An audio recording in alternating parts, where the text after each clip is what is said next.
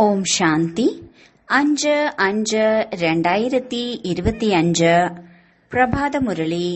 മധുരമായ കുട്ടികളെ, സദാ ഈ ലഹരിയിലിരിക്കൂ. നമ്മൾ സംഗമയോഗി ബ്രാഹ്മണരാണ്. നമുക്കറിയാം, ഏതു ബാബയെയാണോ എല്ലാവരും വിളിച്ചുകൊണ്ടിരിക്കുന്നത്, ആ ബാബ നമ്മുടെ സന്മുഖത്തുണ്ട്. ചോദ്യം: ഏത് കുട്ടികളുടെ ബുദ്ധിയോഗം ശരിയായിരിക്കും?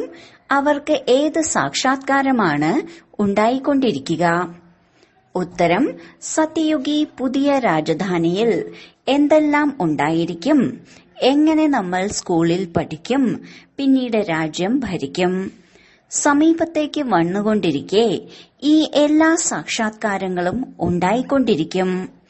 എന്നാൽ ആരുടെ ബുദ്ധിയോഗമാണോ ശരിയായിട്ടുള്ളത്, ആരാണോ തന്റെ ശാന്തിധാമത്തെയും സുഖധാമത്തെയും ഓർമ്മിക്കുന്നത്, ഉത്തരവാദിത്വങ്ങൾ ചെയ്തുകൊണ്ടും ഒരു ബാബയുടെ ഓർമ്മയിലിരിക്കുന്നത്, അവർക്ക് മാത്രമാണ് ഈ എല്ലാ സാക്ഷാത്കാരവും ഉണ്ടാകുക.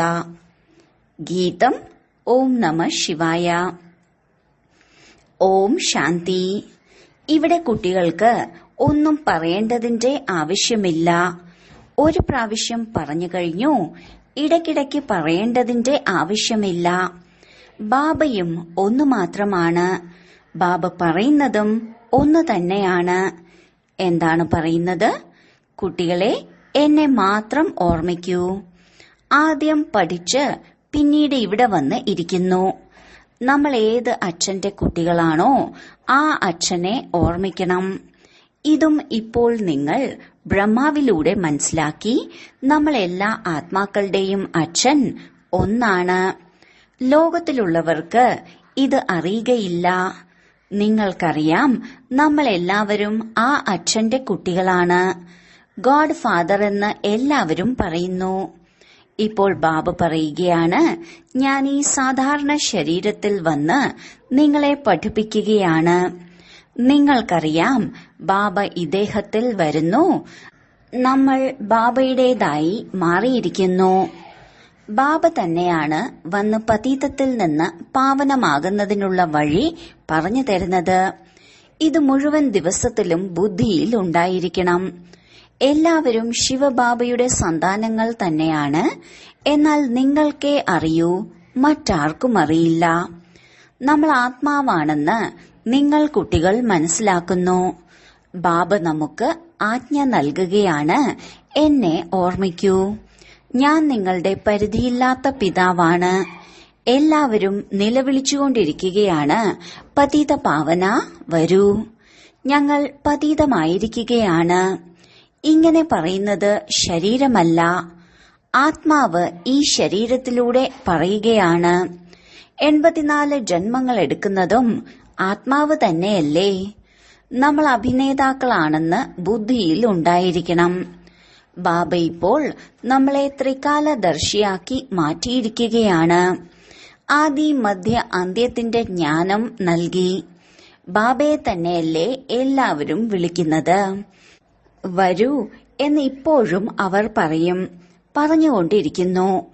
ബാബ വന്നു കഴിഞ്ഞുവെന്ന് നിങ്ങൾ സംഗമയുഗി ബ്രാഹ്മണർ പറയുന്നു. ഈ സംഗമയുഗത്തെയും നിങ്ങൾക്കറിയാം. ഇത് പുരുഷോത്തമ സംഗമയുഗമെന്ന് പാടപ്പെടുന്നു. പുരുഷോത്തമ യുഗം ഉണ്ടാകുന്നത് തന്നെ കലിയുഗത്തിന്റെ അന്ത്യത്തിനും സത്യയുഗ ആദിയുടെയും ഇടയിലാണ്. സത്യയുഗത്തിൽ സത്യപുരുഷനും കലിയുഗത്തിൽ അസത്യ പുരുഷനുമാണ് ഉണ്ടാവുന്നത്. സത്യയുഗത്തിൽ ആരാണോ വന്നുപോയത് അവരുടെ ചിത്രമുണ്ട്. ഏറ്റവും പഴയതിലും പഴയ ചിത്രമാണിത്. ഇതിലും പഴയ ചിത്രം വേറെ ഉണ്ടായിരിക്കില്ല.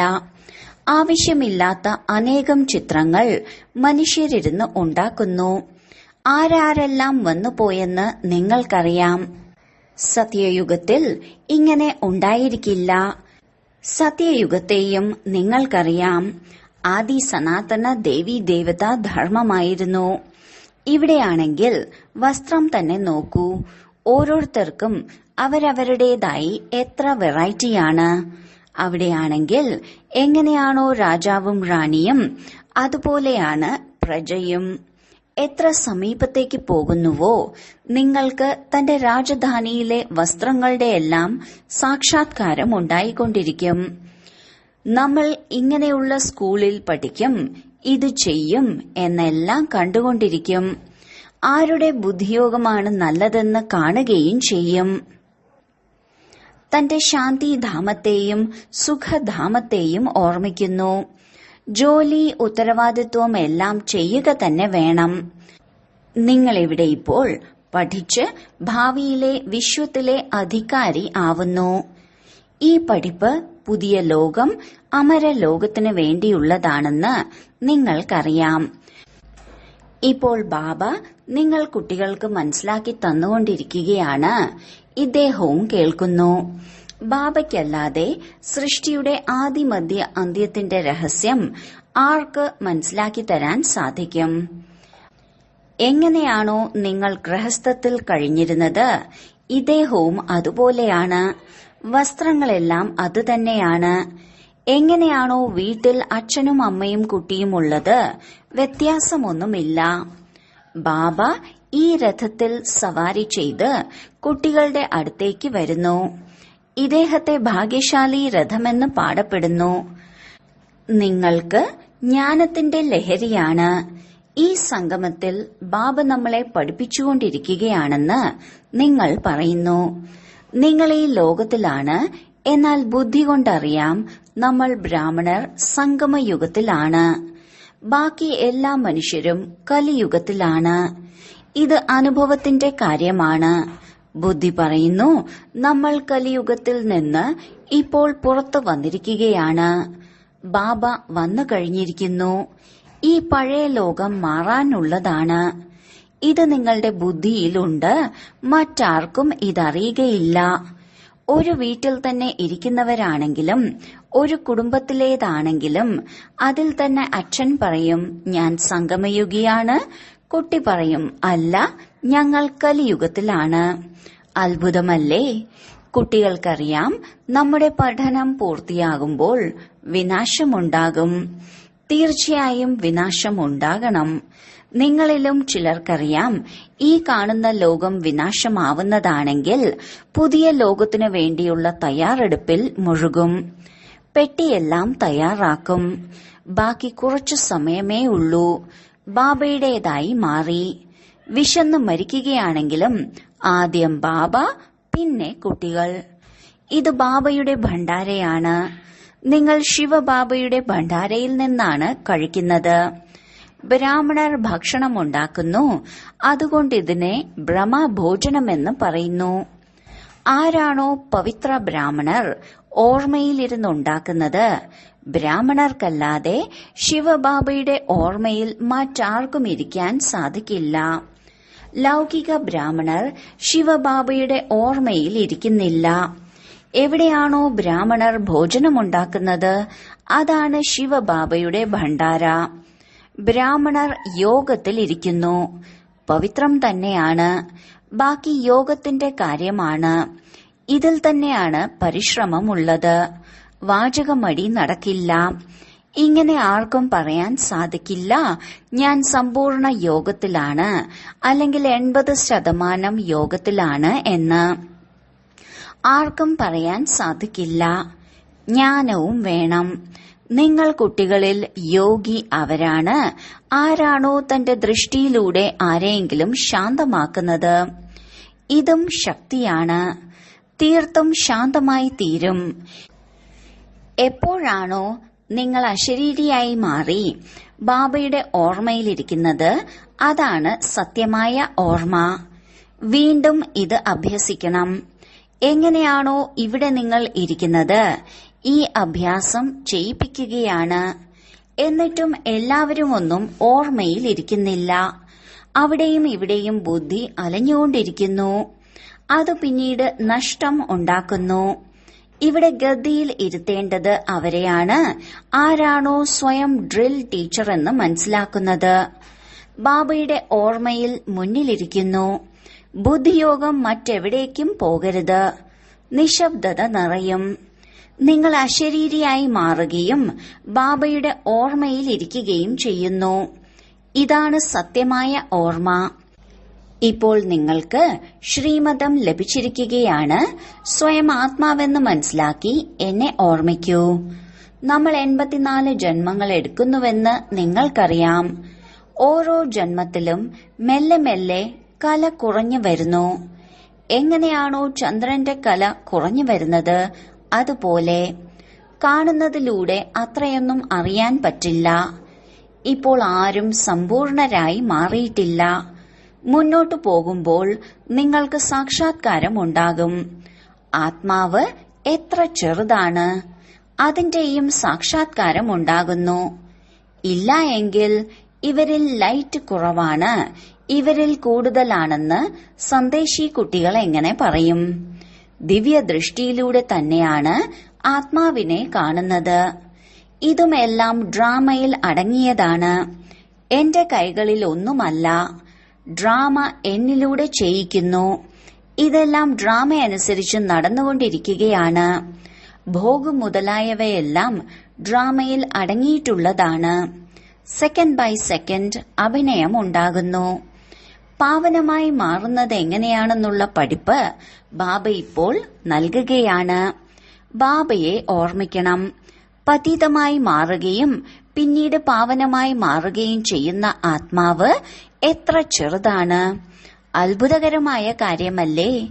നിഗൂഢ ശക്തിയെന്ന് പറയാറില്ലേ? നിങ്ങളെല്ലാവരും ബാബയിൽ നിന്ന് നിഗൂഢമായ കാര്യങ്ങൾ കേൾക്കുകയാണ്.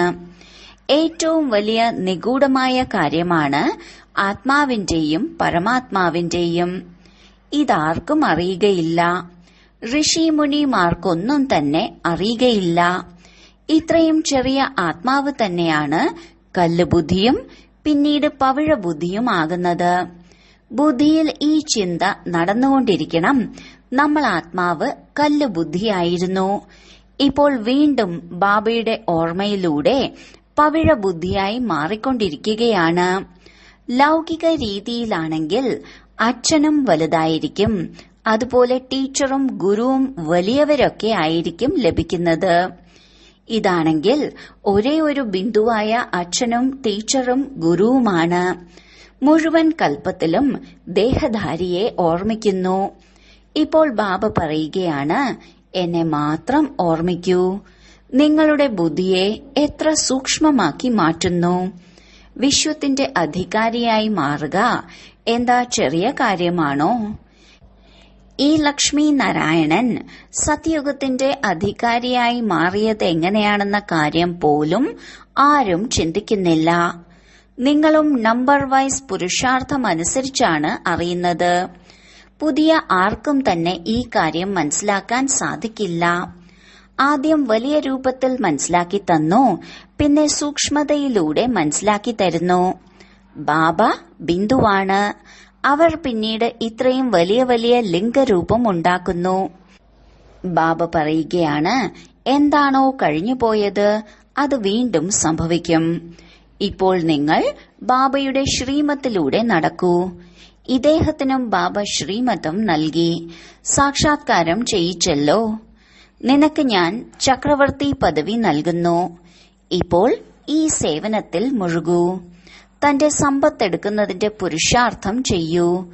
ഇതെല്ലാം ഉപേക്ഷിക്കൂ. അതിനാൽ ഇദ്ദേഹവും നിമിത്തമായി.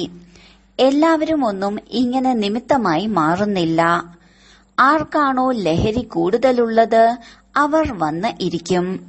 നമുക്കാണെങ്കിൽ രാജ്യഭാഗ്യം ലഭിക്കുന്നു. പിന്നീട് ഈ പണമെല്ലാം എന്തു ചെയ്യാനാണ്? അതിനാൽ ബാബ ഇപ്പോൾ കുട്ടികളെ കൊണ്ട് പുരുഷാർത്ഥം ചെയ്യിപ്പിക്കുകയാണ്. രാജധാനിയുടെ സ്ഥാപന നടന്നുകൊണ്ടിരിക്കുകയാണ്. പറയുന്നുമുണ്ട്, ഞങ്ങൾ ഈ ലക്ഷ്മി നാരായണനിൽ നിന്ന് കുറയുകയില്ല. എങ്കിൽ ശ്രീമത്തിലൂടെ നടന്ന് കാണിക്കൂ.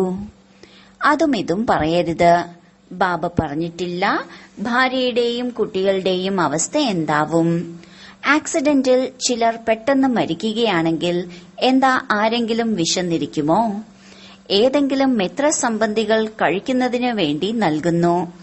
ഇവിടെ നോക്കൂ, ബാബ പഴയ കുടിലിൽ ഇരിക്കുന്നു. നിങ്ങൾ കുട്ടികൾ പോയി കൊട്ടാരങ്ങളിൽ ഇരിക്കുന്നു. ബാബ പറയും, കുട്ടികളെ നല്ല രീതിയിൽ കഴിയൂ, കഴിക്കൂ, കുടിക്കൂ. ഒന്നും കൊണ്ടുവരാതെ വന്നവർക്കും എല്ലാം നല്ല രീതിയിൽ ലഭിക്കുന്നു. ഈ ബാബയേക്കാൾ നല്ല രീതിയിൽ താമസിക്കുന്നു. ശിവബാബ പറയുകയാണ്, ഞാൻ തന്നെയാണ് രമത യോഗി. ആരുടെയും മംഗളം ചെയ്യാൻ പോകാൻ സാധിക്കും. ആരാണോ ജ്ഞാനി കുട്ടികൾ, അവരൊരിക്കലും സാക്ഷാത്കാരം മുതലായ കാര്യങ്ങളിൽ സന്തോഷിക്കുകയില്ല. അവർക്ക് യോഗമല്ലാതെ മറ്റൊന്നും തന്നെ ഇല്ല. ഈ സാക്ഷാത്കാരത്തിന്റെ കാര്യങ്ങളിൽ സന്തോഷിക്കരുത്.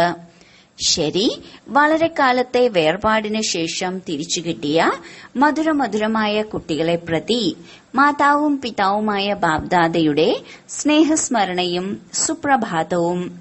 ആത്മീയ അച്ഛന്റെ ആത്മീയ കുട്ടികൾക്ക് നമസ്കാരം. ധാരണയ്ക്കുള്ള മുഖ്യസാരം: 1. യോഗത്തിലൂടെ അങ്ങനെയുള്ള സ്ഥിതിയുണ്ടാക്കണം. ദൃഷ്ടിയിലൂടെ തന്നെ ആരെയും ശാന്തമാക്കാൻ കഴിയണം. തികച്ചും നിശബ്ദത പരക്കണം. ഇതിനുവേണ്ടി അശരീരി ആകുന്നതിന്റെ അഭ്യാസം ചെയ്യണം. 2. ജ്ഞാനത്തിന്റെ സത്യമായ ലഹരിയിലിരിക്കുന്നതിന് വേണ്ടി ഓർമ്മയുണ്ടായിരിക്കണം, നമ്മൾ സംഗമയുഗിയാണ്. ഇപ്പോൾ ഈ പഴയ ലോകം മാറാനുള്ളതാണ്. നമ്മൾ നമ്മുടെ വീട്ടിലേക്ക് പോയിക്കൊണ്ടിരിക്കുകയാണ്. സദാ ശ്രീമതത്തിലൂടെ നടന്നുകൊണ്ടിരിക്കണം. മുട്ടുന്യായം പറയരുത്. വരദാനം: പരമാത്മാ കൂടിക്കാഴ്ചയിലൂടെ ആത്മീയ സംഭാഷണത്തിന്റെ ശരിയായ പ്രതികരണം പ്രാപ്തമാക്കുന്ന ബാബയ്ക്ക് സമാനം ബഹുരൂപിയായി ഭവിക്കട്ടെ. ബാബ ബഹുരൂപിയാണ്. സെക്കൻഡിൽ നിരാകാരത്തിൽ നിന്ന് ആകാരി വസ്ത്രം ധരിക്കുന്നു. അതേപോലെ താങ്കളും ഈ മണ്ണിന്റെ, അതായത് ദേഹബോധത്തിന്റെ വസ്ത്രം ഉപേക്ഷിച്ച് ആകാരി ഫരിഷ്ത വസ്ത്രം, തിളങ്ങുന്ന വസ്ത്രം ധരിക്കൂ. എങ്കിൽ സഹജമായി കൂടിക്കാഴ്ചയും നടക്കും. ആത്മീയ സംഭാഷണത്തിന്റെ വ്യക്തമായ പ്രതികരണവും മനസ്സിലാകും. എന്തുകൊണ്ടെന്നാൽ ഈ ഡ്രസ്സ് പഴയ ലോകത്തിന്റെ വൃത്തിയിൽ നിന്നും, വൈബ്രേഷനിൽ നിന്നും, മായയുടെ വെള്ളത്തിൽ നിന്നും, തീയിൽ നിന്നും സുരക്ഷിതമായിരിക്കും. ഇതിൽ മായയ്ക്ക് ഇടപെടാൻ സാധിക്കുകയില്ല. സ്ലോഗൻ: ദൃഢത അസംഭവ്യത്തെ പോലും സംഭവ്യമാക്കി തരുന്നു. അവ്യക്ത സൂചന: ആത്മീയ റോയൽറ്റിയുടെയും പവിത്രതയുടെയും പേഴ്സണാലിറ്റി ധാരണ ചെയ്യൂ. ബ്രഹ്മകുമാർ എന്നതിന്റെ അർത്ഥം തന്നെ ഇതാണ്. സദാ പവിത്രതയുടെ പേഴ്സണാലിറ്റിയിലും റോയൽറ്റിയിലും ഇരിക്കുക. ഈ പവിത്രതയുടെ വ്യക്തിത്വം വിശ്വത്തിലെ ആത്മാക്കളെ അതിന് നേരെ ആകർഷിതരാക്കും. മാത്രമല്ല, ഇതേ പവിത്രതയുടെ റോയൽറ്റി, അതായത് രാജകീയത, ധർമ്മരാജപുരിയിൽ റോയൽറ്റി, അതായത് കപ്പം കൊടുക്കുന്നതിൽ നിന്നും വിടുതൽ നൽകും. ഈ റോയൽറ്റിക്കനുസരിച്ച് ഭാവിയിൽ റോയൽ കുടുംബത്തിൽ വരാൻ സാധിക്കും. എങ്ങനെയാണോ ശരീരത്തിന്റെ പേഴ്സണാലിറ്റി ദേഹബോധത്തിലേക്ക് കൊണ്ടുവരുന്നത്, അതേപോലെ പവിത്രതയുടെ പേഴ്സണാലിറ്റി ദേഹി അഭിമാനിയാക്കി മാറ്റി ബാബയുടെ സമീപത്തേക്ക് കൊണ്ടുവരുന്നു. ഓം ശാന്തി.